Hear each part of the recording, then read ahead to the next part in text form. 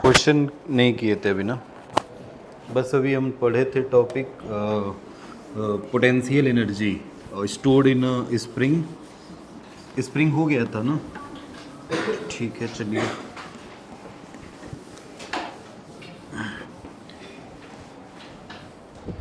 Question करेंगे। Question उसी topic से जो हमने पढ़ लिया है, तो आप पढ़े थे लास्ट टॉपिक, पहले वही बात कर लें।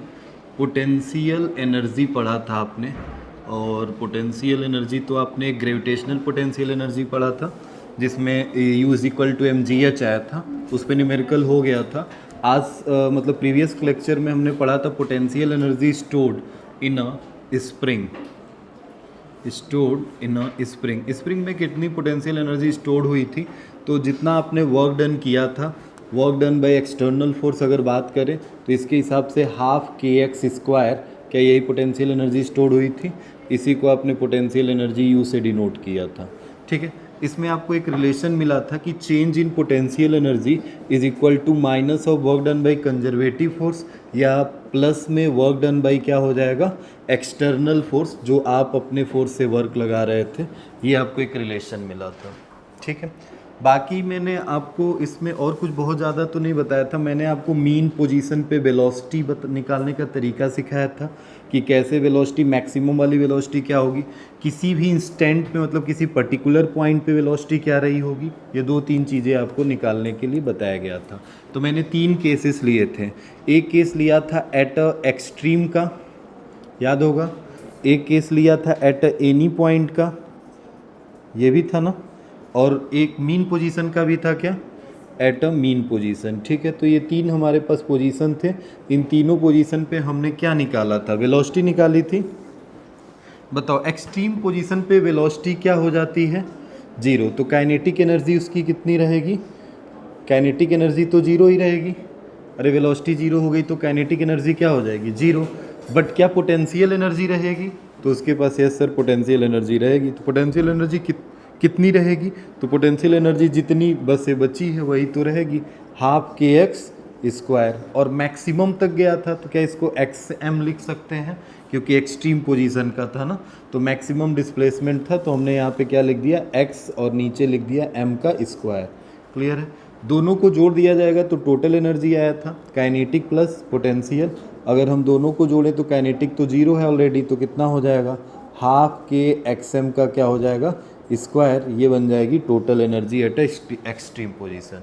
एनी पॉइंट पे हम आए तो एनी पॉइंट पे अब ना काइनेटिक 0 होगा और ना पोटेंशियल 0 होगा, क्योंकि एनी पॉइंट पे मतलब मैक्सिमम पोजीशन नहीं गया है, किसी पर्टिकुलर x डिस्टेंस पे गया है।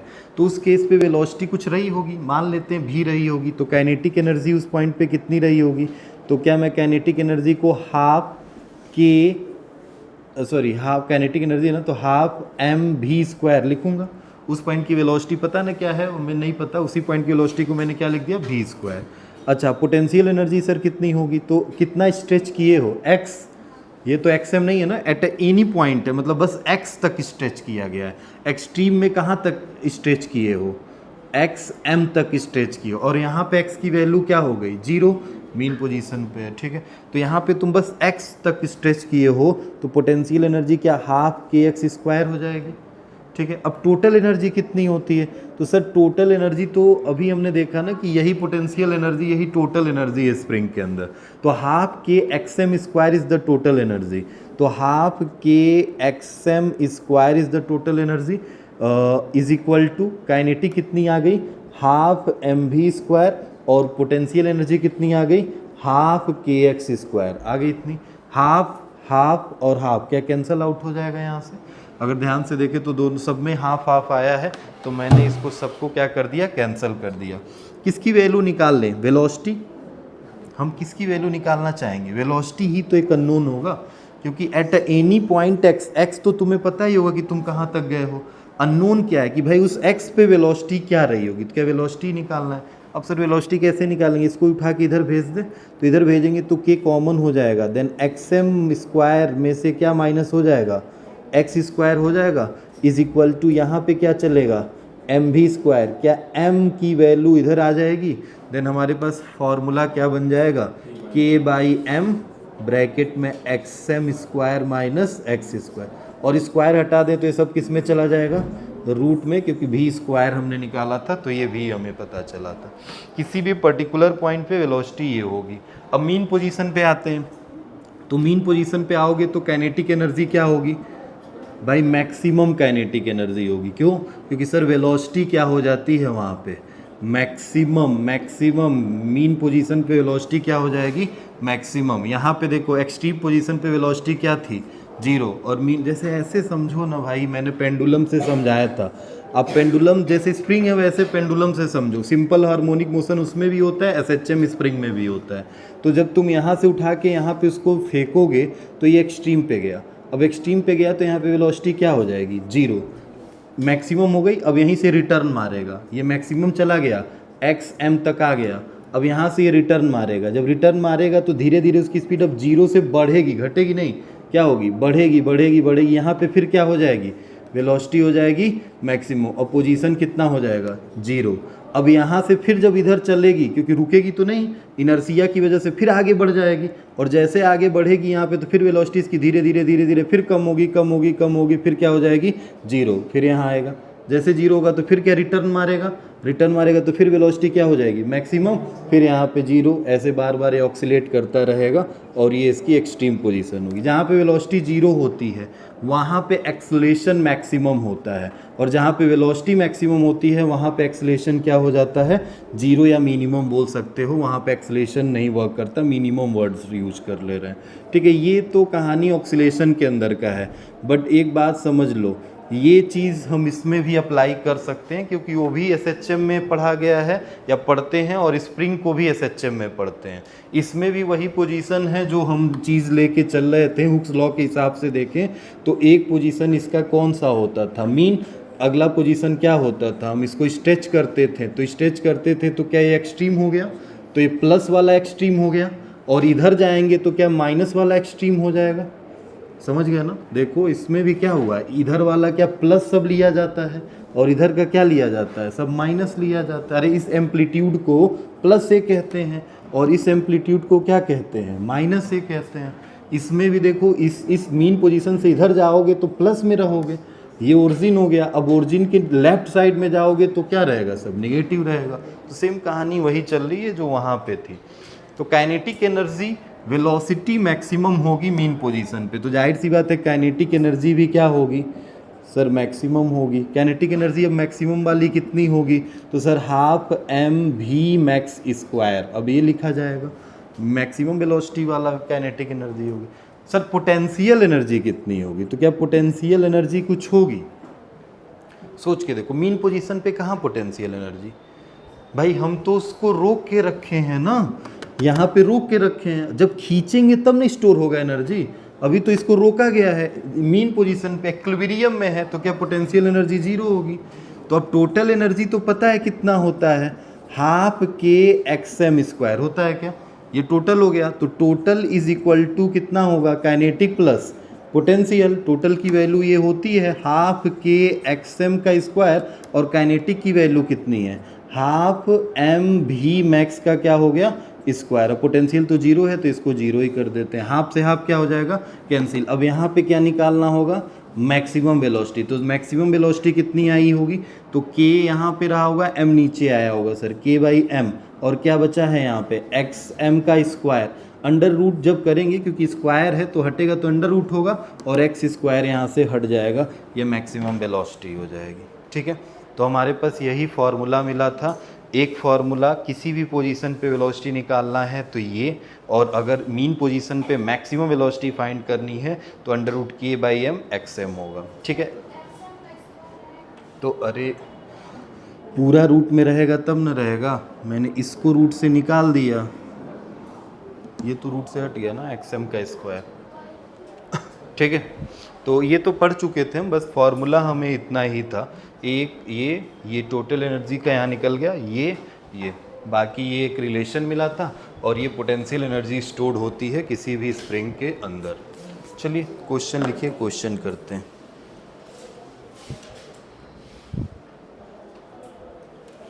बोले क्वेश्चन लिखो।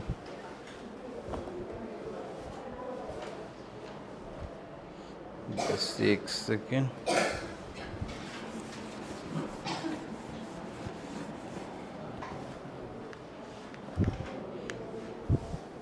एक सेकेंड।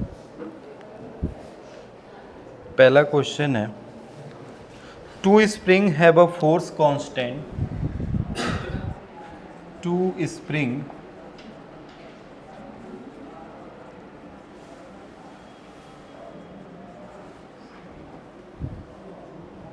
एक सेकेंड रुकना, थोड़ा उनसे बोल देना अजय सर से कि हिमानी मैम कहाँ हैं, क्लास चल रहा है कि नहीं चल रहा है। बैठी हैं, लंच कर रही हैं, टाइम क्लास है उनका।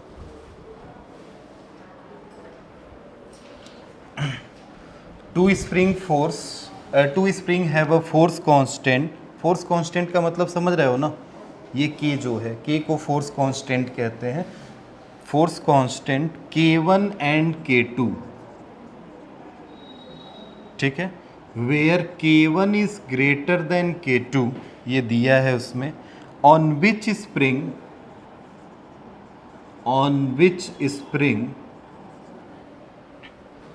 इज मोर वर्क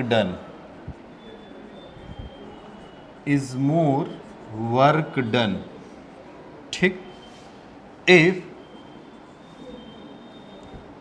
फर्स्ट आ जाओ,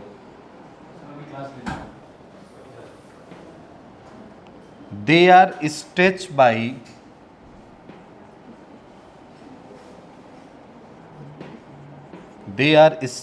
by the same force,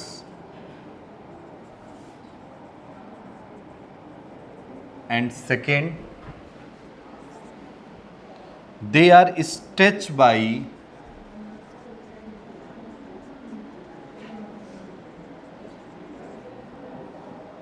the same amount, ठीक है। दो चीज पूछा है इसमें, दो क्वेश्चन है। किसका वर्क डन ज़्यादा होगा, एक बार दोनों स्प्रिंग को सेम फोर्स से खींचा जा रहा है और एक बार दोनों स्प्रिंग को सेम अमाउंट में स्ट्रेच किया गया, मतलब दोनों के लिए एक्स की वैल्यू सेम है, ठीक है। बहुत अच्छा सा है क्वेश्चन, छोटा सा, बस कॉन्सेप्चुअल है, अगर आप समझ जाओगे तो कर लोगे, इसमें बहुत ज़्यादा कुछ सॉल्व नहीं करना। और ऐसे क्वेश्चन करो, पहले करके देखो क्या कॉन्सेप्ट आपका क्लियर है कि नहीं है।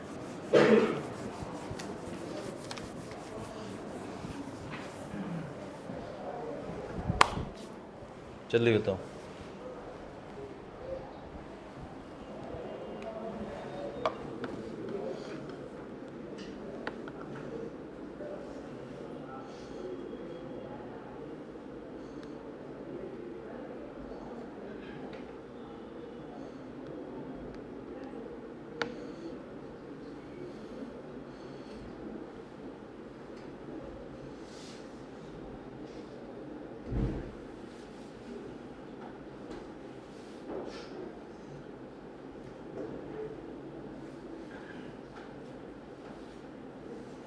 आया, पहले का आंसर मिला।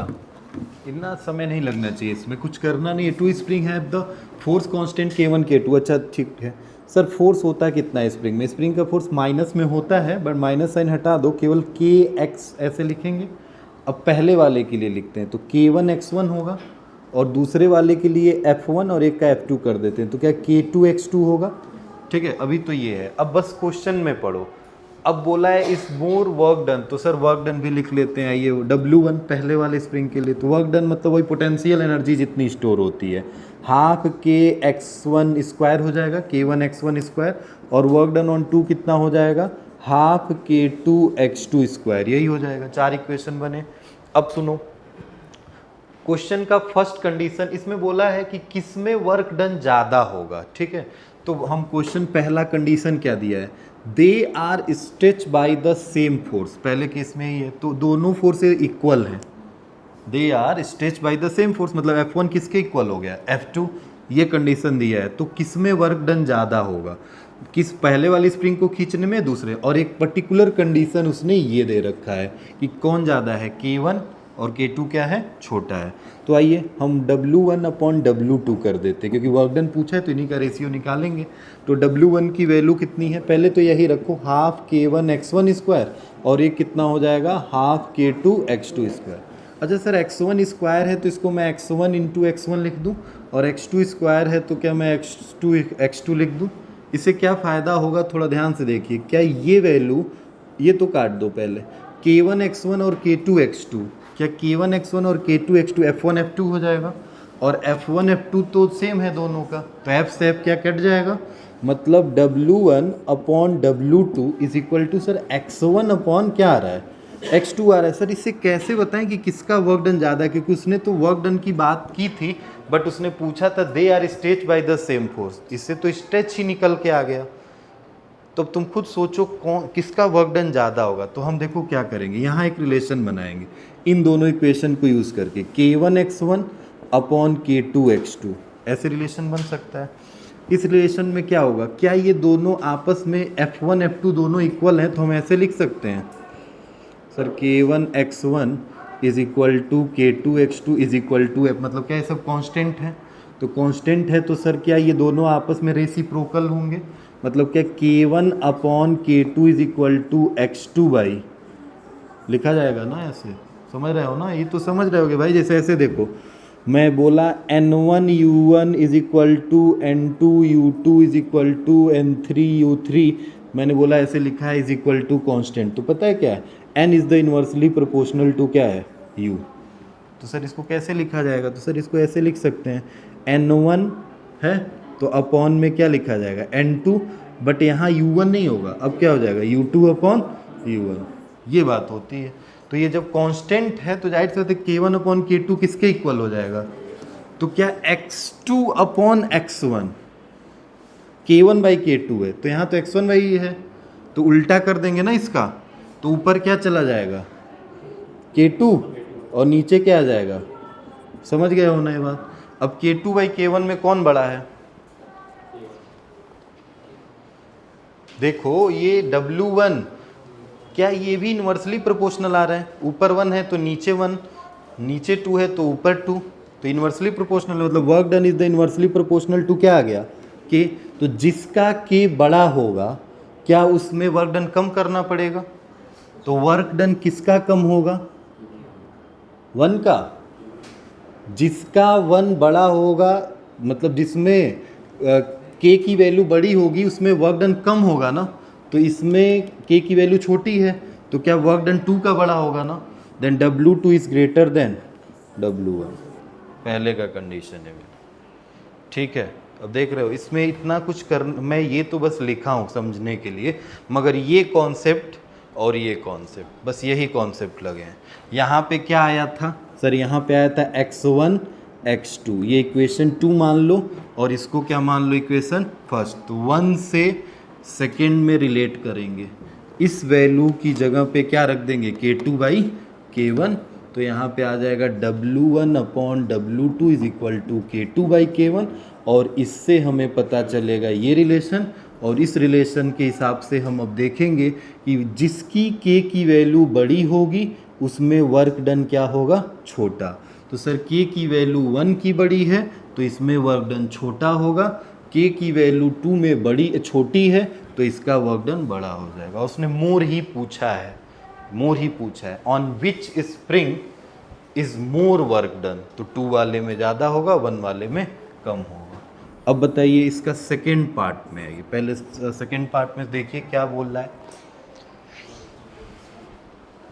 सोच के देखिए, अब तो ये कर लोगे बस। अब इसमें 2 इक्वेशन यही हैं, इन्हीं दोनों इक्वेशन को डिवाइड करो, x1 और x2 क्या हो जाएंगे, अरे x1 और x2 क्या हो जाएंगे, सेम, तो work done K1 by K2 से तो डायरेक्ट रिलेट हो जाएगा इसमें। Sir W1 is equal to half K1 x1 का स्क्वायर, और W2 कितना होगा, हाफ K2 x2 का स्क्वायर। सर ये कट गया। अच्छा क्वेश्चन में दिया है x1 की वैल्यू क्या है, दिया है ना, देखो भाई यहाँ पे लिखा है दे आर स्ट्रेच, सॉरी ये नहीं है, they are stretch by the same amount. Stretch by the same amount मतलब x1 किसके इक्वल है, x2, तो x1 x2 के इक्वल है, तो क्या ये कट गया? तो क्या W1/W2 क्या आ गया? K1/K2। मतलब ये तो साफ दिख रहा है डायरेक्टली प्रोपोर्शनल है ना, ये डायरेक्टली प्रोपोर्शनल है, मतलब W1 ही ज़्यादा होगा और W2 क्या होगा? कम होगा। दूसरे का ये है, पहले का आंसर है।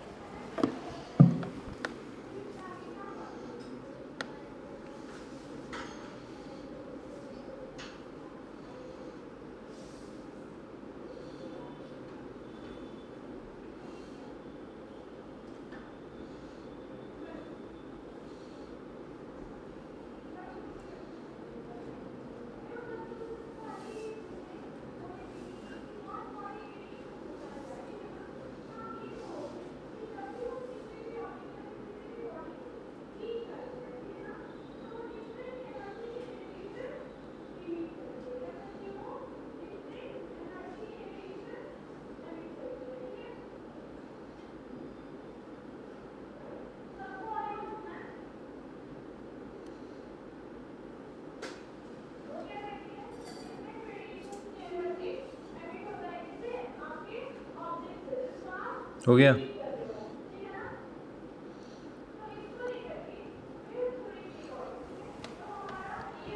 नेक्स्ट क्वेश्चन लिख रहा है, थोड़ा जल्दी नोट करिए।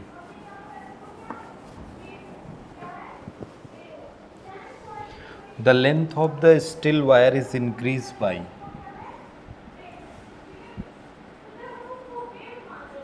The length of still wire increased by 0.5 centimeter when it loaded with the weight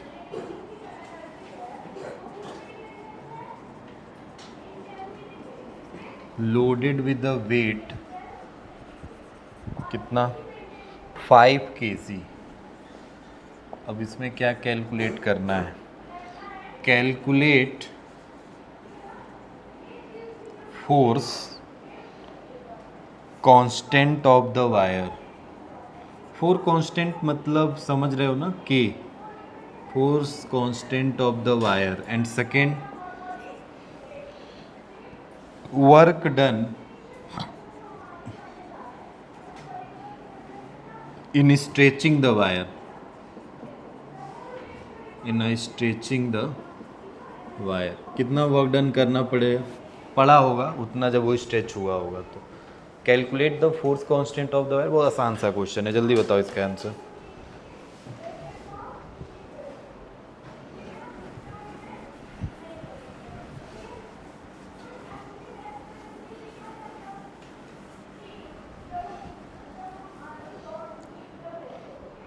ये मिटा देना, सब हो गया? ठीक है, जल्दी बताइए इसका आंसर, आसान सा क्वेश्चन है। मैं दूसरा क्वेश्चन भी लिख रहा हूँ यहाँ पे।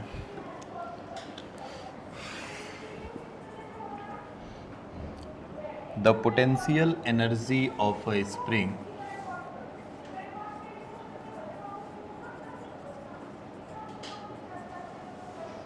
The potential energy of spring when stretched through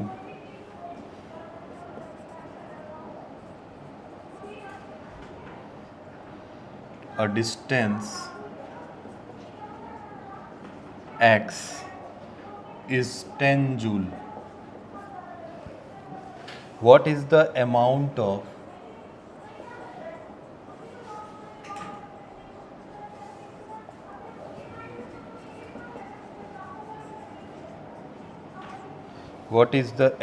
of work done on the same spring to stretch it through an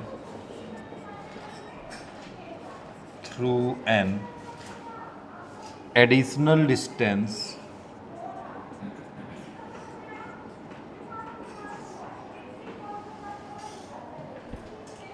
x?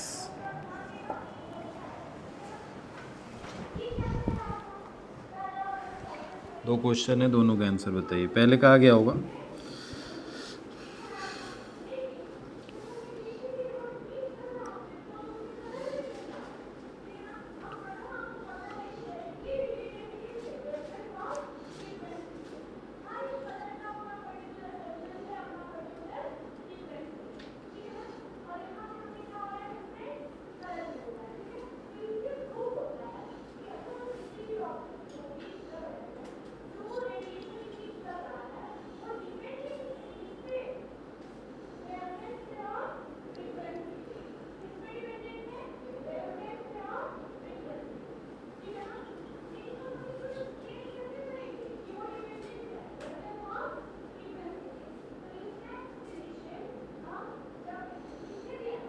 आ गया पहले का?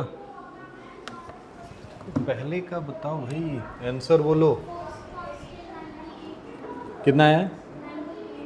98 न्यूटन पर मीटर और 12.2 जूल। ओके, चेक करते हैं भाई, सुनिएगा। बोल रहा है कि length of the steel wire increase by the 0.5 centimetre, मतलब एक्स की वैल्यू कितनी गिवन है? 0.5 सेंटीमीटर। मीटर में चेंज करिएगा पहले इसको, क्या 10⁻⁻² हो जाएगा? मीटर में आ गया। When it is loaded with the weight of 5 kg, मतलब कितने का वेट? एम कितने का लगा है? 5 kg, ठीक है, 5 kg है। अब कैलकुलेट द फोर्स कांस्टेंट। एक बात समझो, ये स्प्रिंग है और स्प्रिंग में यहाँ पे मैंने लोड लगा दिया 5 kg का। इसकी के की वैल्यू हमें नहीं पता है। ये कितना अपने इक्विलिब्रियम पोजीशन से स्ट्रेच हुआ है? इतना हुआ है। तो ये क्यों हुआ है? अगर ये नहीं होता तो होता क्या? ये स्ट्रेच नहीं होता। तो इसके वेट की वजह से ही तो स्ट्रेच हुआ है। तो जितना ये स्ट्रेच करेगा, क्या उतना ही इसके अंदर फोर्स होगा? इधर अपोजिट डायरेक्शन में क्या होगा? फोर्स होगा। तो ये फोर्स कौन सा होगा? Spring force. Then spring force is equal to कितना होता है सर? -kx। और इसका ये फोर्स वेट कितना होता है सर? mg होता है। दोनों क्या इक्वल होंगे? तो दोनों इक्वल होंगे तो -kx इज इक्वल टू क्या हो जाए? mg। और सर माइनस साइन हटा दीजिए, फोर्स का डायरेक्शन अपोजिट है, माइनस साइन इसीलिए लगता है। k की वैल्यू निकालनी है, छोड़ दीजिए। x कितना दिया है? 0.5 इंटू 10⁻⁻²। मास कितना दिया है? 5, और 10 से मल्टीप्लाई कर दो, इसमें 50 हो जाएगा। Then k is equal to, भेज दो इसको नीचे, देन 5 इंटू 10, और ये हो गया 0.5 इंटू 10⁻⁻²। भाई एक और 10 दे दो ऊपर और एक 10 और ऊपर, तो क्या ये 5 हो जाएगा? 5 से 5 कट गया, तो ये 10 का पावर 2, तो ये ऊपर जाएगा। Then k is equal to 10⁻⁻, और माइनस मिलके क्या प्लस हो जाएगा ना? ये आ रहा है भाई, चेक करें। अगर g की वैल्यू 10 लेंगे तो 9.8 लेंगे तो थोड़ा सा चेंज आएगा। सेम आ रहा है answer, 1 into 10⁴ Newton per metre. सही है आंसर, k की वैल्यू। अब इसमें दूसरा क्वेश्चन क्या पूछा? ये तो सर पहला हो गया, पहला हो गया, ये गलत था। चलो अब ये पहला हो गया। दूसरा देखो, थोड़ा यही लिखता हूँ, सेकेंड में आओ। Work done in stretching the wire, तो भाई W is equal to ½ kx², यही वर्क डन है। के निकाल लिए हो, के की वैल्यू 10⁴ है। देखो ये गलत होगा तो ये भी गलत हो जाता। 10⁴ है, और x कितना है सर? 0.5 इंटू 10⁻⁻² है। तो ये मल्टीप्लाई, ये भी देखो क्या 0.5 को भी क्या 1/2 लिख सकते हो क्या? तो 1/2 1/2 1/4 हो जाएगा, और 10⁻, के प्लस का 2 बचेगा। 1/4 को क्या 0.25 लिख सकते हैं, इंटू 10⁻²। सर इसको 0.2 को 2.5 लिख दीजिए, 10⁻³ जूल कर दीजिए, ये बन जाएगा वर्क डन। चेक करते हैं, 0.125 आ रहा है, सही है। इसको क्या 0.125 लिख सकते हो? ऐसे आया इसमें 125, 1/4 तो 0.25 होता है ना, 125 कैसे आ रहा है? अच्छा भाई, आएगा आएगा आएगा। ये एक स्क्वायर है, हम भी 2 बार होगा ना ये। x 1/2 1/2 और 10⁻⁻² का स्क्वायर करोगे तो 10⁻ कितना हो जाएगा? -4। सॉरी ये गलत हो गया। 10⁻4 से 10⁻, ये तो कैंसिल हो गया। अब बचा कितना? 1/8, 1/8 मतलब सही है, अब आंसर सही है, डायरेक्टली 0.125 जूल, 1/8 लिख सकते हो इतना, 0.8, ठीक है। इसमें बताओ क्या क्या पूछा है, वर्क डन ना, what is the amount of the work done on the same the spring. अच्छा क्वेश्चन समझे हो क्या बोल रहा है, क्वेश्चन समझो क्या है, the potential energy of the spring when stretch through a distance x is 10 joule. जब उसको x डिस्टेंस खींचा गया तो उसने कितना एनर्जी स्टोर किया, 10 जूल का। बोला है what is the amount of work done on the same spring, उसी स्प्रिंग पे to stretch it through an additional distance, मतलब फिर उसको x और खींच दिया गया, तो अब कितना वर्क डन करना पड़ा, तो चेंज निकाल लो भाई। चेंज कैसे निकालेंगे सर, पहले कितना था, चलो मानते हैं पहले u वर्ड w जो भी आप कुछ भी लिखते हो वॉट एवर, x आपने खींचा तो कितना हो गया, हाफ के एक्स स्क्वायर हो गया, और सर ये हाफ के एक्स स्क्वायर किसके इक्वल हो गया, 10 जूल दे दिया है सर इसने, 10 जूल, x हमने खींचा तो ये कितना हो गया, 10 जूल। अच्छा सर जब अब एडिशनल उसी में हम खींचेंगे तो स्प्रिंग तो वही है, तो k की वैल्यू तो सेम रहनी है, बस हम x और बढ़ा देंगे तो क्या ये 2x हो जाएगा, क्या हो जाएगा सर, जाहिर सी बात है। अब बताइए 2 का स्क्वायर क्या 4 हो जाएगा, तो क्या हम इसको 1/2 और 4 बाहर ले लें तो क्या ऐसे लिख सकते हैं क्या, अरे 1/2 तो ऐसे है, के ऐसे ही है, एक्स स्क्वायर ऐसे, और 2 का स्क्वायर कितना हो 4, 4 को बाहर ले लें। सर थोड़ा ध्यान से देखिए, क्या ये इनिशियल वाले वर्क डन का 4 टाइम है क्या, मतलब क्या ये नया वाला वर्क डन इनिशियल वाले वर्क डन का कितना टाइम आ रहा है, 4 टाइम्स, और इनिशियल वाला वर्क डन कितना है 10, तो 4 × 10 कितना जूल हो गया, 40 जूल।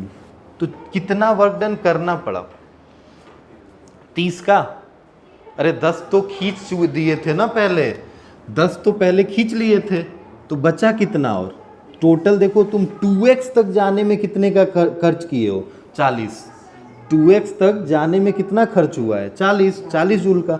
तो भाई x तक जब आए थे तो पहले x तक आने में कितना लगा, 10, और बाकी इतने x में, क्योंकि उसने बस इतना ही पूछा है, what is the amount of work done on the same spring to stretch it through and the additional distance x, मतलब बस इसी x वाले में, तो 10 तो पहले खत्म हो गया ना, वो तो दिया ही था, तो इसको हटा दो तो बचा कितने जूल का, 30 जूल, मतलब यहाँ से माइनस कर दीजिए W डैश माइनस W, ये नया वाला हमारा चेंज निकल के आ जाएगा, मतलब 40 - 10, 30 जूल का वर्क डन हमें करना पड़ा। W आप बोल लो, चाहे इसको डेल्टा U भी बोल सकते हो, ठीक है। क्वेश्चन ध्यान से पढ़ना, क्वेश्चन में ऑप्शन में हो सकता है 40 जूल ही रहे, और आप 40 जूल लगा लो। ये नोट हो गया था, हाँ ये जल्दी करो।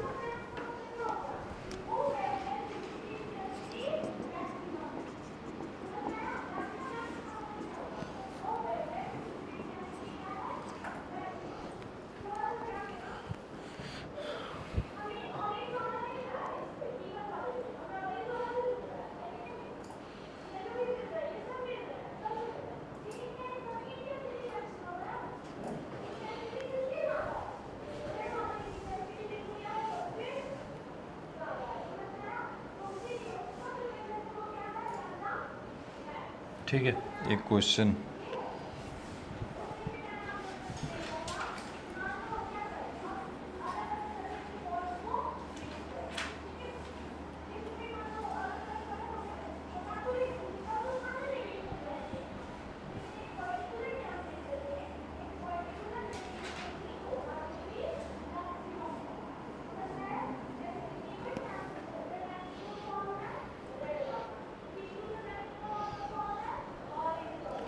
ठीक है। अब एक क्वेश्चन में क्या बोल रहा है, ये चीज़ नीचे लिख रहा हूँ, इसमें K की वैल्यू स्प्रिंग की गिवन है 24 न्यूटन पर मीटर, ठीक है। इनिशियली ब्लॉक रेस्ट पे है, इनिशियली ब्लॉक रेस्ट पे है। इसमें बहुत क्वेश्चन ऐसे आते हैं ना जो वो सब लेके आएंगे, फ्रिक्शन और रिक्शन अभी सब लेके आएंगे, ठीक है। इनिशियली ब्लॉक कहाँ पे है, रेस्ट पे है, फिर बोल रहा है एंड स्प्रिंग इज अनस्ट्रेच, मतलब जब स्प्रिंग खींचा नहीं गया तो ब्लॉक रेस्ट पे है। The horizontal surface is frictionless, ये सरफेस कैसा है, सरफेस, अब पूरा मैं नहीं लिख रहा हूँ, ऐसे शॉर्ट में करके लिख रहा हूँ, फ्रिक्शनलेस है, सरफेस फ्रिक्शनलेस है। Okay, if a constant horizontal force of 10 newton is applied, दिख ही रहा है क्वेश्चन में, applied on the block, then what is the speed of block when it is move through a distance of 0.5 metre. तो क्या question में पूछ लिया, क्वेश्चन में सर पूछा है what is the speed, what is the speed, अब देख रहे हो स्पीड पूछ दिया उसने, what is the speed of the block, कितना खींचने पे, व्हेन इट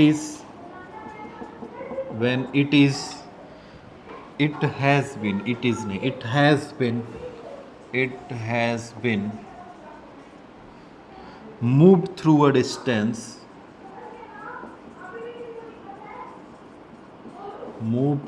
डिस्टेंस, कितना डिस्टेंस है, ऑफ 0.5 मीटर। ठीक है, अच्छा क्वेश्चन है, बहुत सिंपल सा। ये सरफेस फ्रिक्शनलेस है, स्प्रिंग जो लगा है 24 न्यूटन मीटर का, फोर्स कांस्टेंट है, 4 kg का ब्लॉक है, इस पे कांस्टेंट 10 न्यूटन का फोर्स अप्लाइड किया गया है। जब इसको अभी खींचा नहीं गया है, हॉरिजॉन्टली रेस्ट पे रखा गया था, ठीक है, बट जैसे मैंने 10 न्यूटन का फोर्स लगा के इसको खींचना स्टार्ट किया तो क्या होगा, क्या उसको 0.5 मीटर तक ले जाऊंगा तो क्या इस ब्लॉक की वेलोसिटी चेंज होगी। अरे 0.5 मीटर ला के अगर छोड़ दोगे तो क्या भागेगा ना, कितनी वेलोसिटी से भागेगा, वही पूछा है। What is the speed of the block when it is has been move through distance 0.5 metre, भी निकालना। अभी आपको बताया गया है, अभी मैंने आपको extreme, mean, at any point सारे पोजीशन बताए हैं, थोड़ा ध्यान से देखो क्या उसमें से कुछ अप्लाई हो सकता है, सोच के देख लो जल्दी।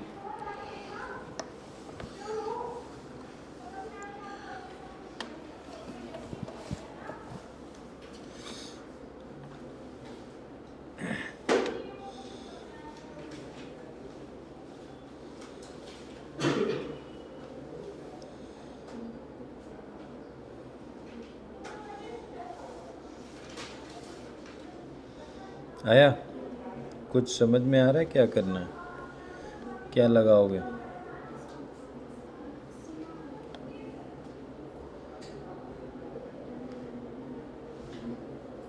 क्यों भाई, आया वहाँ से कोई फॉर्मूला आपको ऐसा दिख रहा है? आपको देखो, पहली बात तो उस फॉर्मूले पे जाना है तो तुम्हें एक्सट्रीम मीन पोजीशन का नॉलेज होना चाहिए। ऐसा कुछ दिया है क्या? नहीं सर, ये दिया है बट उसका मैक्सिमम कितना डिस्प्लेसमेंट कर सकते हैं ये तो नहीं दिया है, क्योंकि अगर आप एट एनी पोजीशन पे जा रहे हो तो उसमें देखो एक्सएम भी आ रहा था। सर एक्सएम तो दिया ही नहीं है इसमें, कैसे फिर निकालें, क्योंकि मैक्सिमम डिस्प्लेसमेंट कितना ये मेंशन नहीं है। तो सुनो, जब भी ऐसा क्वेश्चन आए, फ्रिक्शन भी अगर इसमें होता तो भी हम उसी चीज़ को इंक्लूड करते, कंजर्वेशन ऑफ लीनियर एनर्जी। ठीक है, जो आप linear energy conservation of energy जो आपने पढ़ा है, वही सेम कंजर्वेशन ऑफ एनर्जी वाला ही कॉन्सेप्ट लगा दीजिए, एनर्जी लिखिए, कंजर्वेशन ऑफ एनर्जी। तो कंजर्वेशन ऑफ एनर्जी में क्या होगा सर, जितना हम उस पर वर्क डन करेंगे, वर्क डन स्प्रिंग पे किया जाएगा, वो सारा वर्क डन क्या करेगा, उसकी एनर्जी को चेंज करने में जाएगा। अरे भाई, आपने जितना वर्क डन इस पे किया है फोर्स लगा के, क्या ये सारा वर्क डन उसकी एनर्जी ही तो चेंज करेगा। अब या तो एक को बढ़ाएगा एक को घटाएगा, मतलब काइनेटिक एनर्जी बढ़ेगी तो हो सकता है पोटेंशियल घटी, या दोनों बढ़ सकती है। तो एक बात बताओ, जब मैं इसको खींचूंगा तो काइनेटिक भी धीरे धीरे बढ़ रही है, अरे आगे जाएगा तो काइनेटिक बढ़ रही है, और जितना ये खींचता जाएगा क्या पोटेंशियल भी एनर्जी इसके अंदर स्टोर होती जाएगी। मतलब काइनेटिक एनर्जी भी क्या कर रहा है, गेन, प्लस पोटेंशियल एनर्जी भी क्या करेगा, गेन। ये होगा हमारे पास कंजर्वेशन। मतलब हमने जितना वर्क किया उस वर्क की वजह से एनर्जी में गेन हुआ, दोनों तरह की एनर्जी में गेन हुआ। हो सकता है कि पोटेंशियल में लॉस हो जाए या गेन काइनेटिक में, मगर इस केस में नहीं होगा, क्योंकि तुम काइनेटिक एनर्जी कैसे सर बढ़ेगा, तो भाई जब अभी रेस्ट पे है, मैं खींचूंगा तो काइनेटिक एनर्जी बढ़ेगी इसकी, और जितना ये खींचते जाएगा, जितनी एक्स की वैल्यू बढ़ती जाएगी, उतनी ही इसके अंदर पोटेंशियल एनर्जी स्टोर होती जाएगी, तो भी गेन होता जाएगा। तो सर काइनेटिक एनर्जी कितनी होती है, ½ mv², और पोटेंशियल एनर्जी कितनी होती है, ½ kx²। और सर ये क्या है, वर्क डन, तो वर्क डन होता है सर फोर्स इनटू डिस्प्लेसमेंट, होता है क्या? फोर्स कितने न्यूटन का लगा है? 10। सर एक्स कितना है? 0.5, हाफ है सर, छोड़ देते हैं। मास कितने केजी का है? 4। वेलोसिटी तो नहीं पता है ना, ये तो निकालना ही है सर, हाफ को छोड़ दिया, के दिया है शायद, कितना दिया है? 24। और एक्स क्या हो जाएगा? 0.5 को 1/2 ही लिख देते हैं, चलो ठीक है। क्या स्क्वायर हो जाएगा क्या? सॉल्व कर लो, किसकी वैल्यू निकल जाएगी? v की निकाल लो, बस यही फार्मूला लगेगा और कुछ नहीं। तो देख लो अब क्या इसमें है।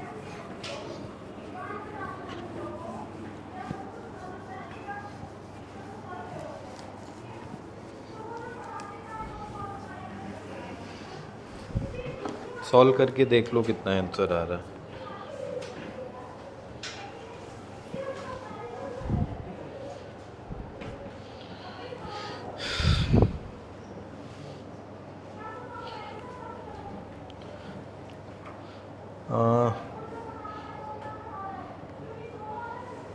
एक क्वेश्चन करा दें अच्छा सा एकदम, बहुत क्वेश्चन है भाई, बहुत।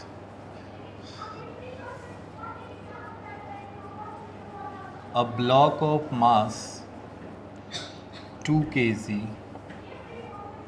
initially at a rest is dropped from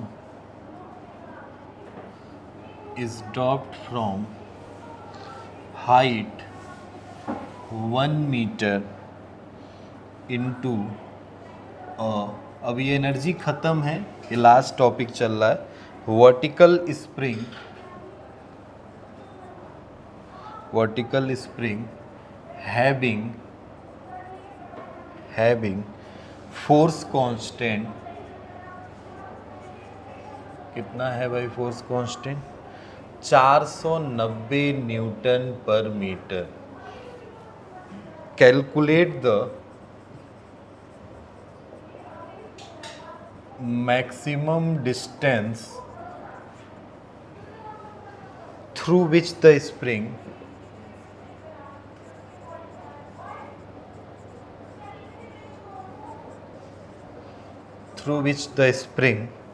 will be compressed।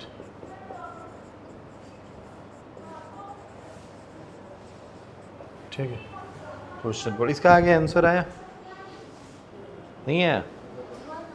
1 आ रहा है, ठीक है सही है, 1 ही आएगा।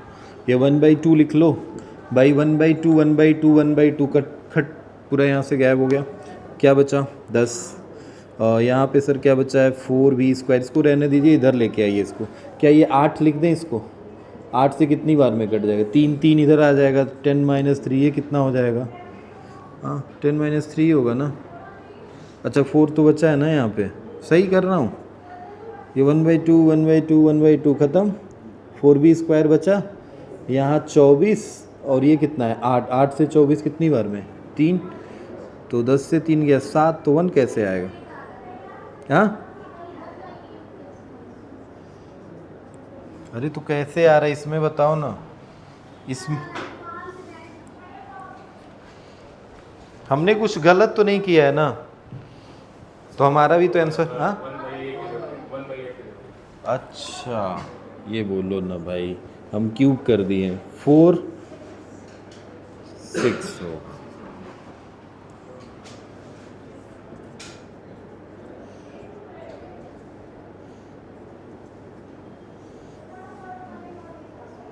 वन मीटर पर सेकेंड वेलोसिटी होगी। दूसरा क्वेश्चन वहाँ लिखा है, जल्दी करो ये बस अब लास्ट रहेगा। क्वेश्चन तो बहुत है, कराते रह जाएंगे। हमें एक डिफरेंट टाइप की एनर्जी, आइंस्टीन का जो मास रिलेशन है उस पर भी 1-2 क्वेश्चन करने हैं, जल्दी बताइए। बोला है block of mass 2 kg initially at a rest is drop from the height is the 1 metre into a vertical spring, ऐसे कोई खड़ा है स्प्रिंग उसी पे गिर रहा है, having a force constant 490 newton per metre. Calculate the mass maximum distance, calculate the maximum distance, maximum है, calculate the maximum distance through which the spring will be compress. कितने डिस्टेंस से स्प्रिंग कंप्रेस होगा, समझ रहे हो? जैसे ये spring ऐसे खड़ा है और ऊपर से कोई गिर रहा है, 1 मीटर हाइट से गिराया जा रहा है, कितने केजी का ब्लॉक, 2 केजी का ब्लॉक। तो जब ये गिरेगा इस पे तो क्या स्प्रिंग दबेगा, दबेगा तो कितना दबेगा, मैक्सिमम पूछा है, calculate the maximum distance through which the spring will be compress. जल्दी बताइए, 1 मीटर हाइट से गिराया जा रहा है, 2 केजी का ब्लॉक है, कितने से दबेगा। अगर उसकी के की वैल्यू दी है, क्या के दिया है कहीं, के तो नहीं दिया है, नहीं दिया दिया सॉरी दिया 490 न्यूटन पर मीटर। बताओ कितना है आंसर इसका, इसका आंसर बताइए।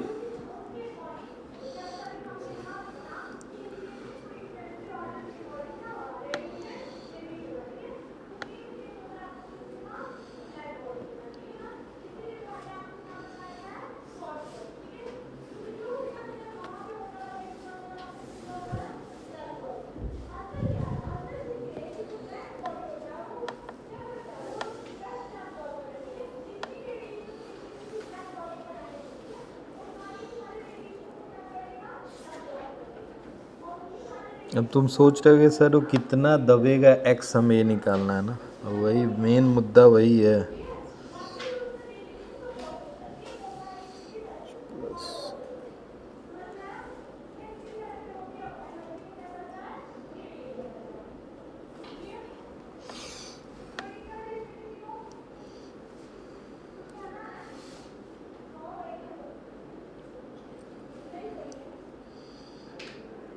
जल्दी बताओ, कॉन्सेप्ट समझना है भाई, बस कॉन्सेप्ट समझना है।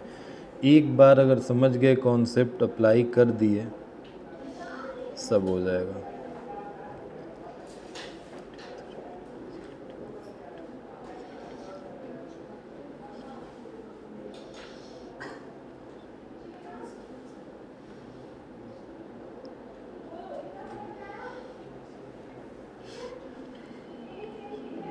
आया,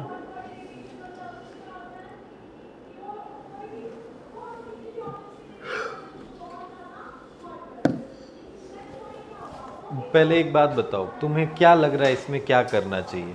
फिगर, हमें तो लगता है कि पहले मैं फिगर बनाऊं तो कुछ समझ में आएगा मुझे।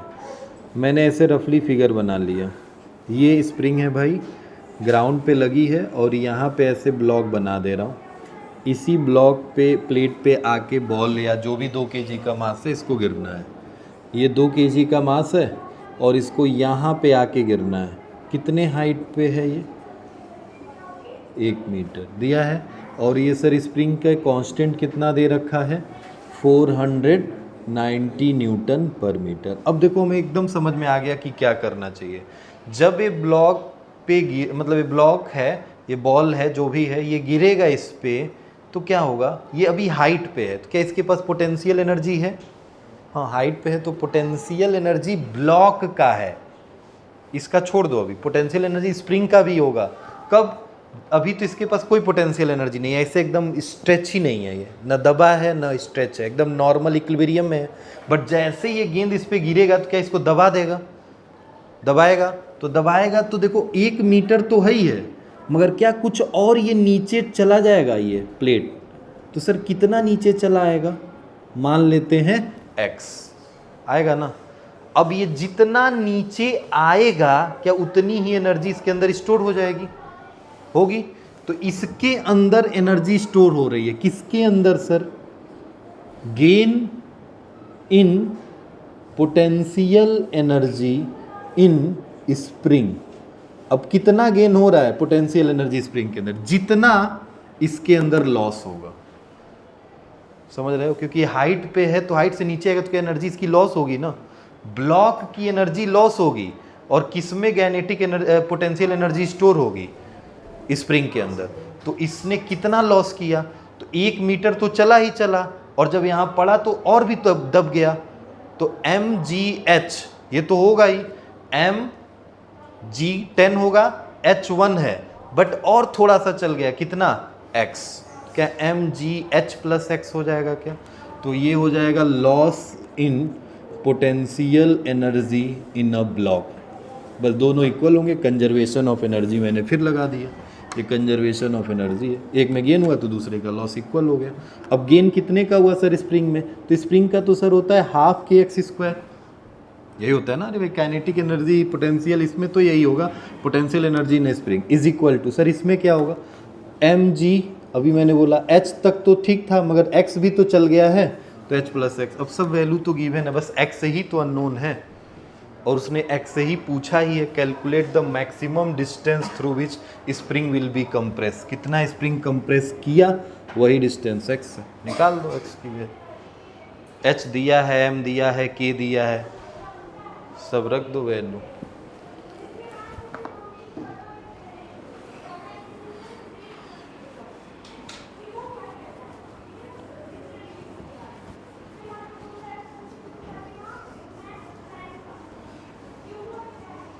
अब बस एक लास्ट टॉपिक पावर है छोटा सा, उसी दिन पावर कोलिजन, इस हफ्ते में इसको जल्दी से ख़त्म किया जाए, अगले चैप्टर पे चला जाए।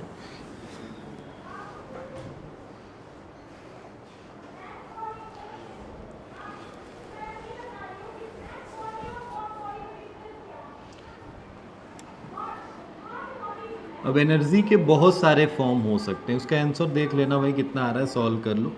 डिफरेंट टाइप्स ऑफ एनर्जी, तो इसमें से हमें सारी एनर्जी तो पढ़ने नहीं थे, हमने तो मैकेनिकल एनर्जी पढ़ना है। हमने कौन सी एनर्जी पढ़ी पूरे इस चैप्टर में, पढ़ा हमने कौन सी एनर्जी, मैकेनिकल एनर्जी। तो क्या केवल यही एनर्जी होती है, नहीं, हमारे पास सर और भी एनर्जी है, कौन कौन सी, इलेक्ट्रिकल है, और बताते चलो, हीट है, और भाई मैम वहाँ पढ़ा रही है केमिकल एनर्जी, और बोलो न्यूक्लियर एनर्जी, और बोलो इंटरनल एनर्जी, हर एक मॉलिक्यूल्स के पास होती है, और भी कुछ, थर्मल एनर्जी, वो हीट एनर्जी में ही आ जाएगा, बट चलो लिख दो थोड़ा अच्छा लगेगा, थर्मल एनर्जी, वैसे तो हीट एनर्जी का ही पार्ट है। तो इतनी एनर्जी है, और ऐसे अभी बहुत तमाम एनर्जियाँ हो सकती हैं, तो इसमें सब नहीं पढ़ना, देखो ये धीरे धीरे करके एक एक तुम कहीं ना कहीं पढ़ोगे, जैसे इलेक्ट्रिकल एनर्जी क्लास 12th में पढ़ना है, हीट एनर्जी, थर्मल एनर्जी पढ़ना है, केमिकल एनर्जी कहीं ना कहीं तुम पढ़े ही होगे, थोड़ा बहुत नॉलेज होगा ही केमिकल एनर्जी, नहीं भी होगा तो केमिकल एनर्जी से फिजिक्स में तो लेना देना नहीं है, अगर बहुत लेना देना हो तो मॉडर्न फिजिक्स में उतरना पड़ेगा, सेल वोल के बारे में थोड़ा पढ़ना पड़ेगा, तो वहाँ पे हम पढ़ेंगे, ठीक है, बट इतना नहीं, हमें 2 ही 3 सेल पढ़ना होता है, जैसे डेनियल सेल हो गया और ड्राई सेल हो गया, इन्हीं सेल के बारे में पढ़ना है, तो ज़्यादा इसमें केमिकल एनर्जी का कुछ लोचा नहीं होगा, मतलब इस पर ज़्यादा बात नहीं करना, बट ये तो पढ़ना है 11th में, ये पढ़ना ही है 12th में, ये पढ़ ही लिए हो तुम, न्यूक्लियर एनर्जी मॉडर्न फिजिक्स में पढ़ना ही है, इंटरनल एनर्जी तो तुम बचपन से जानते आते हो कि एक इलेक्ट्रॉन होता है सर, और उसके किसके चारों तरफ चक्कर लगाता रहता है, वो न्यूक्लियस के चारों तरफ चक्कर लगाएगा, तो उसके न्यूक्लियस के बीच में क्या होता है सर, न्यूक्लियस के अंदर क्या होता है, प्रोटॉन होता है, और साथ में न्यूट्रॉन भी तो बैठा होता है, तो न्यूट्रॉन एंड प्रोटॉन एक साथ कैसे रह सकते हैं, और साथ में ये सब एक ही बॉन्ड से बने होते हैं, जुड़े होते हैं, और ये घूमते रहते हैं, तो जाहिर सी बात है इनके बीच में इंटरनली कोई एनर्जी रही होगी, बाइंडिंग एनर्जी जिसको बोलते हैं, जो उनको बाइंड करके रखती है, तो वहाँ पे मॉडर्न फिजिक्स का ये भी एक पार्ट है, इंटरनल एनर्जी में, और थर्मल एनर्जी तो सेम हीट एनर्जी से रिलेटेड है, तो तुम्हें सब एक एक करके पढ़ना है। अभी तुमने बस यहाँ पे कौन सा कॉन्सेप्ट क्लियर किया है, मैकेनिकल एनर्जी का, ठीक है। अच्छा सर, कुछ एनर्जी हमें कुछ कॉन्सेप्ट से मिला है, इसका आंसर आया है, इसका आंसर बता दे कितना है, हमें क्या निकालना था इस क्वेश्चन में, हाँ एक्स ना, आ रहा है रूट में आ रहा है भाई, क्वाड्रेटिक इक्वेशन बन रहा है, उसमें पाइथागोरस का वो पाइथागोरस कह रहे हैं, वो श्रीधराचार्य फार्मूला लगा लेना, क्वाड्रेटिक फार्मूला, और क्वाड्रेटिक फार्मूला से उसने एक बना दिया है इक्वेशन में, आंसर लिख दे रहा हूँ, मैच कर लेना, ये आ रहा है 1 ± √51/25, ये देख के ही पता चल रहा है कि क्वाड्रेटिक इक्वेशन बन रहा होगा, ये है एक्स की वैल्यू 1 ± √50, समझ रहे हो ना कौन सा फार्मूला है ये, x = -b² ± 4ac/2a, अरे क्या लिख दिया, -b ± b² - 4ac/2a, ये होता है ना, x is equal to minus b plus minus b square minus 4ac/2, इसी फॉर्मूले पर रख देना। अब ए बी तो तुम्हें पता है, कंपेयर कर लेना इस इक्वेशन से, ax² bx प्लस सी वाले इक्वेशन से। एक ए की वैल्यू आई होगी, बी की आई, सी की वैल्यू उठा के रख देना, आंसर मिल जाएगा x। ठीक है, हाँ हम बात कर रहे हैं एनर्जी में, तो थोड़ा चलो आओ इसमें देख लो, ये ख़त्म करते हैं। इस पर भी क्वेश्चन कभी कभी आया है। क्या है टॉपिक, हमारे पास ये इतनी एनर्जी तो है, इसके अलावा आइंस्टीन ने एक रिलेटिविटी थ्योरी दी थी। रिलेटिविटी थ्योरी में उन्होंने क्या बताया था कि एक एनर्जी का फॉर्मूला उन्होंने और दे दिया हमें। आइंस्टीन, हेडिंग डाल लीजिएगा, ये हमें पढ़ना है। Einstein mass energy equivalence equations. ये रिलेटिव मतलब समझ रहे हो ना, एक दूसरे से रिलेट कर दिया, इसीलिए इसको रिलेटिविटी थ्योरीज कहते हैं। आइंस्टीन का मास एनर्जी इक्विवेलेंस इक्वेशन है। तो इन्होंने क्या बोला था, इन्होंने बोला था sir E is equal to mc²। ठीक है, m यहाँ पे किसके लिए स्टैंड करेगा, मास के लिए, E क्या होगी यहाँ पे एनर्जी, और C क्या होगा स्पीड ऑफ लाइट। ठीक है, स्पीड ऑफ लाइट। ठीक, अब इस एनर्जी के मतलब इन्होंने बोला क्या, देखो सिंपल सी बात है, अगर तुम किसी मास को डिस्ट्रॉय कर दे रहे हो, किसी मास को तुम डिस्ट्रॉय कर दे रहे हो तो उससे एनर्जी बन जाएगी। यही चीज़ इन्होंने अपने इस इक्वेशन के थ्रू ये बात लिखा है, इसीलिए इस इक्वेशन का नाम है mass energy equivalence.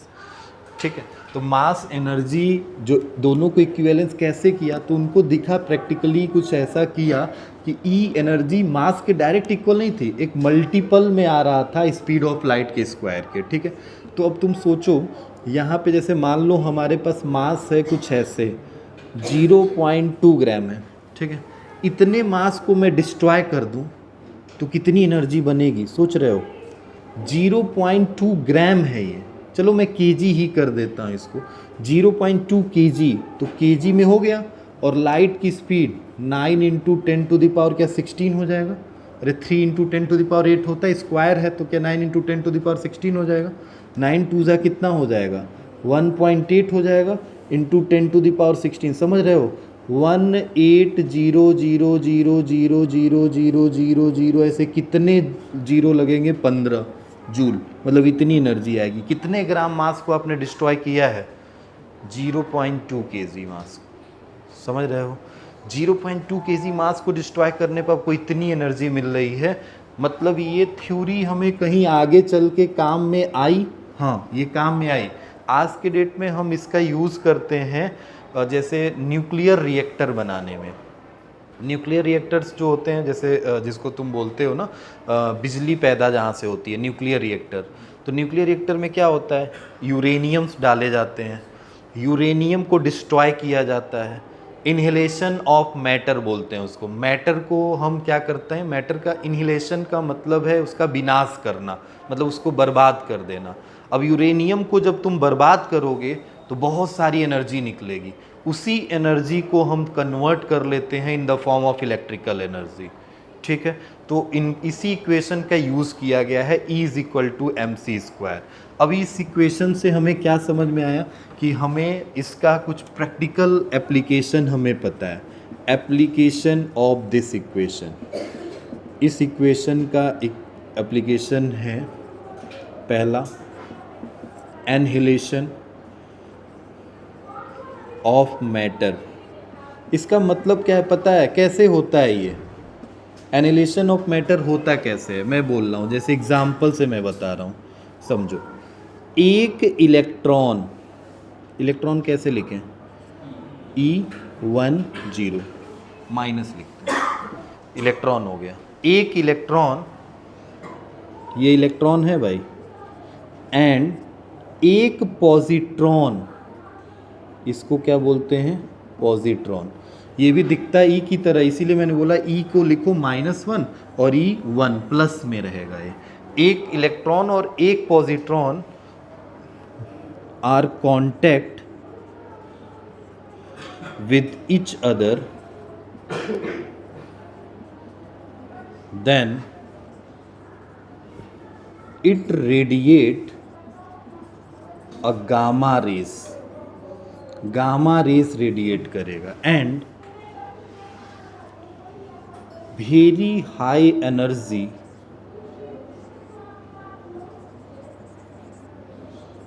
Radiate from this combination. जानते हो क्या होता है, जैसे हम किसी मैटर को अगर एनिहिलेट करना चाहते हैं, मतलब उसका विनाश करना चाहते हैं, तो हम एक ट्रिगर रखते हैं। जैसे मान लो हमें इस चीज़ को तोड़ना है, हमारे हाथ में एक बंदूक दे दिया जाए, तो बंदूक में क्या होगा, गोली होगी, एक ट्रिगर होगा, मारते जाएंगे टूटता जाएगा ये। तो उसमें भी किसी मैटर का विनाश करना है तो उसको कैसे तोड़ेंगे, मतलब उसका एनिहिलेशन कैसे करेंगे, तो हमें एक ट्रिगर दिया जाएगा। ट्रिगर में क्या होगा, तुम्हें यही दो चीज़ है, इसी से तोड़ना है, तो उसमें दो चीज़ों में पता है क्या, एक इलेक्ट्रॉन होगा, एक पॉजिट्रॉन होगा, इन्हीं दोनों को उस मैटर के अंदर इंटर करा दोगे। जैसे ही वो इंटर करेगा रिएक्शन करेगा, और रिएक्शन करेगा तो उसके एटम्स को, एक एक एटम्स को तोड़ देगा।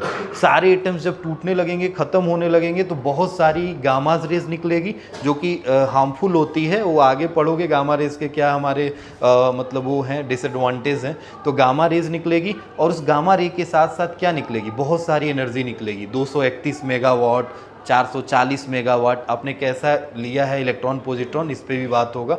तो यहाँ से बहुत सारी एनर्जी रेडिएट होगी इस कॉम्बिनेशन के थ्रू, ठीक है। इसी को कहते हैं एनिहिलेशन ऑफ मैटर। जैसे मान लो इसका यूज़, इस इक्वेशन को यूज़ और कहाँ पे देखा गया, कहाँ पे किया जा सकता है, पता है, जैसे सन के पास एनर्जी है, स्टार के पास एनर्जी है, उस एनर्जी को भी हम इसी इक्वेशन से निकालते हैं, ठीक है।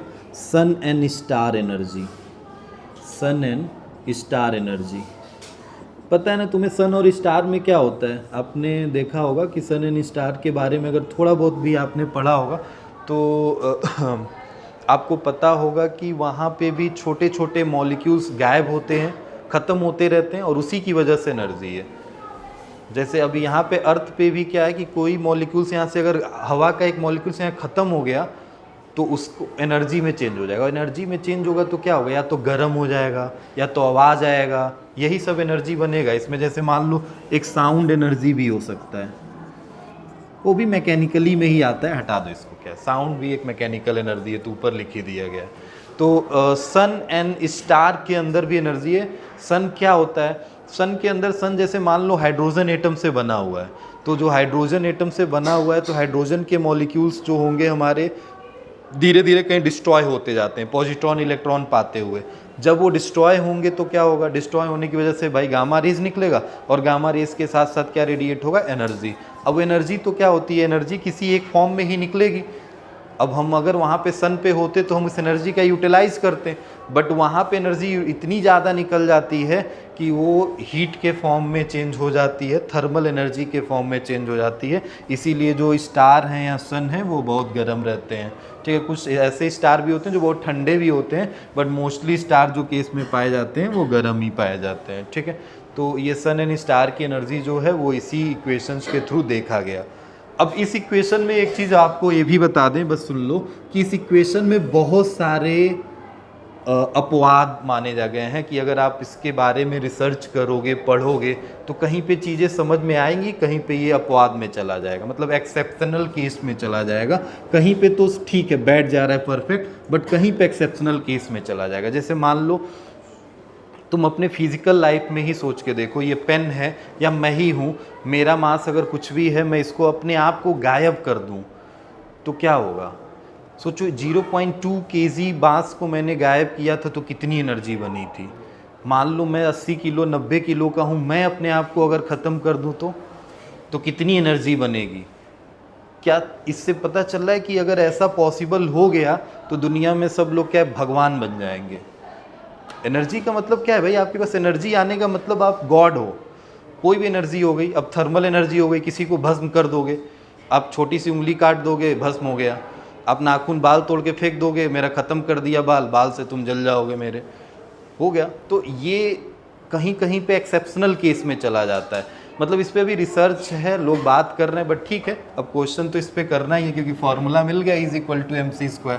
तो हम आपको एक आध क्वेश्चन इस पर बता दे रहे हैं जो क्वेश्चन आते हैं पेपर में और आए हैं, ठीक है। आप नोट कर लीजिए, करके लाइएगा, अगले दिन हम पावर और एनर्जी कोलिजन, ये दो चीज़ पढ़ेंगे, इस पे भी थोड़ा सा बात कर लेंगे इसके न्यूमेरिकल पे। पहला क्वेश्चन है, एक तो एनसीईआरटी का क्वेश्चन है, कन्वर्जन का है, तो मैं बस छोटा सा लिख दे रहा हूँ, कन्वर्जन का है, जरूर करना, क्योंकि इससे बस बेसिक कॉन्सेप्ट ही क्लियर होगा, क्वेश्चन ये पूछेगा नहीं।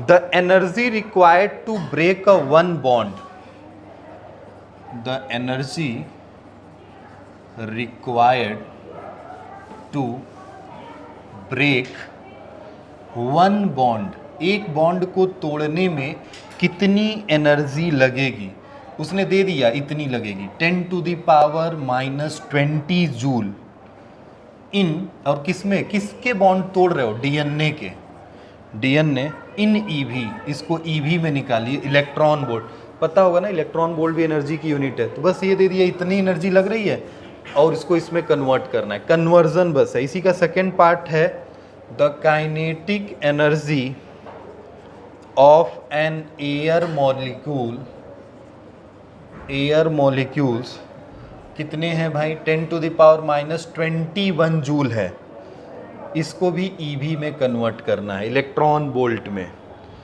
ठीक है।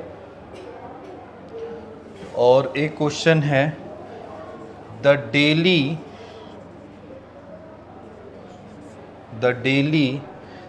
intake of human adult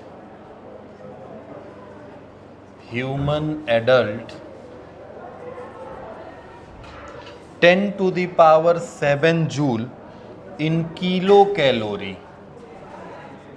समझ रहे हो, इसको क्या करना है, एक्सप्रेस करना है, इसको किलो कैलोरी में, इसको ईवी में, और इसको भी किस में, ईवी में।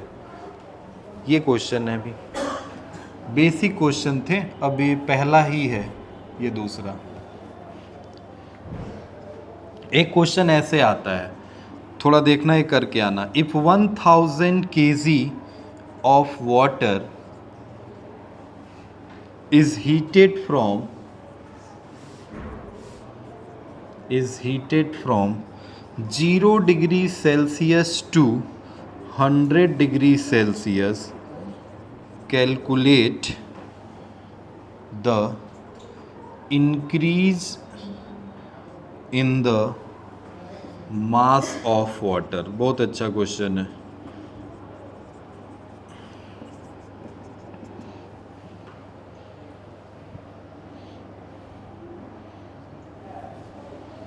हो गया दो,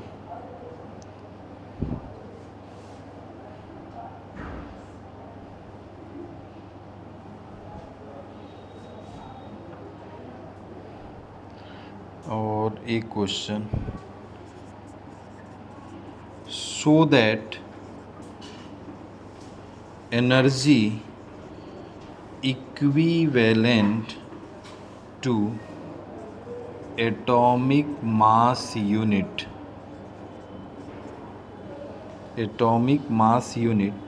easily nearly 933 mega electron volt of energy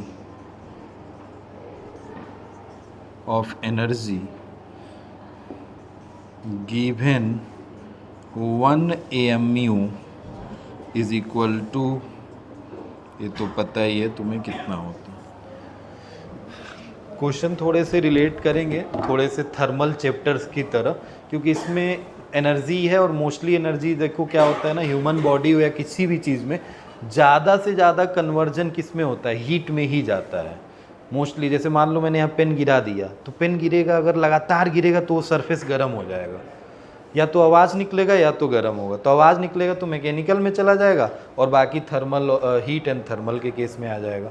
तो मोस्टली केस में थर्मल में ही क्वेश्चन बनते हैं जो एनर्जी के कन्वर्जन्स के आएंगे, अनदर फॉर्म वाले। बाकी मैकेनिकल का तो आपने उन्हीं में देखा, गेन होगा, एक लॉस होगा। अब इसमें देखो क्या है, ये क्वेश्चन इसलिए मैंने बोला अच्छा है क्योंकि इसमें तुम्हें कॉन्सेप्ट थोड़ा नॉलेज होना चाहिए थर्मल चैप्टर में। थर्मल में सर हमें क्या पढ़ना होता है, दो तरह की हीट पढ़ने होते हैं, एक स्पेसिफिक हीट होता है और एक लेटेंट हीट होता है। आपने नाम सुना होगा specific heat and latent heat. जैसे मान लो मैं पानी को गर्म करता हूँ, या पानी एक बर्फ़ है तुम्हारे पास, तो बर्फ़ को तुम गर्म करोगे तो बर्फ़ ही पानी बनेगा। तो सर हम बर्फ़ को कितने डिग्री पे लाएंगे तो पानी बन जाएगा? तो देखो बर्फ़ -20 पे रहेगा तो बर्फ़ रहेगा, बट जैसे वो धीरे धीरे धीरे धीरे 0 डिग्री पे आएगा तो क्या उसका कन्वर्जन स्टार्ट होने लगेगा, पानी में पिघलने लगेगा। अब वो 0 से 0 डिग्री तक ही, -20 से 0 डिग्री तक आया तो क्या था, बर्फ था। बट 0 डिग्री से लेके 0 डिग्री में ही क्या वो पानी भी बन जाएगा। अब फिर 0 डिग्री से लेके 100 डिग्री तक क्या पानी ही रहेगा, समझ रहे हो। फिर 100 डिग्री से 100 डिग्री तक पानी है अभी, मगर जैसे ही तुम 100 डिग्री से और बढ़ाए तो क्या वो मतलब वो वेपर्स हो जाएंगे। तो क्या यहाँ पे मैटर मतलब अपने चेंज कर रहा है, स्टेट को चेंज कर रहा है। तो स्टेट को चेंज कर रहा है, तो जिससे स्टेट चेंज हो रहा है वो हीट लेटेंट हीट, छुपी हुई हीट कहलाती है। और जिससे स्टेट चेंज नहीं हो रहा है, उसका टेम्परेचर बढ़ रहा है, वो उसकी स्पेसिफिक हीट कहलाती है। ठीक है, दो तरह की हीट होती है। जैसे मान लो -20 से मैं 0 पे आया हूँ, तो -20 से 0 पे आया हूँ तो बॉडी का टेम्परेचर चेंज हुआ है, मगर क्या उसने अपने स्टेट को चेंज किया है? नहीं। तो ये स्पेसिफिक हीट हो गया। बट उतने ही 0 डिग्री से ही 0 डिग्री में वो पानी भी बन गया है पानी। तो क्या अब वो उसके अंदर का छुपा हुआ हीट था जिसकी वजह से वो पानी बन गया है, तो वो उसकी लेटेंट हीट कहलाएगी। ठीक है, तो इसमें कॉन्सेप्ट कहीं specific heat and latent heat का ही लगेगा। एक बार चेक करना इस क्वेश्चन को, बाकी जितना होगा करिएगा, कल पढ़ेंगे। कल तो मेरा टर्न है नहीं, 2 दिन है इस वीक में, ये चैप्टर इसी वीक में ख़त्म किया जाएगा।